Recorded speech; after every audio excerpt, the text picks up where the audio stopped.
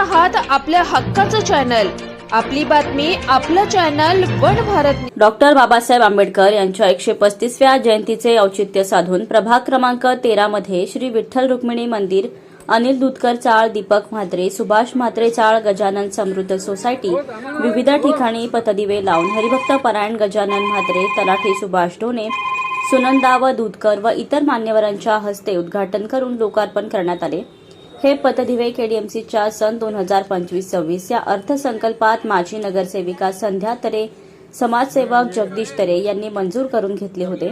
या कामी विद्युत विभागाचे अतिरिक्त शहर अभियंता प्रशांत भागवत तसेच जितेंद्र पाटील यांचे विशेष सहकार्य मिळाले। यावेळी सुनंदा दूधकर, अनिल दूधकर, रमेश म्हात्रे, गणेश दूधकर, सोनू राठोड, विशाल केणे, दीपक म्हात्रे, सुभाष म्हात्रे, जयदीप तरे, मोन्या पाटील, मंगेश म्हात्रे, मनोज महाले, सुरेखा केणे, सतीश संते आदींसह विभागातील नागरिक उपस्थित होते।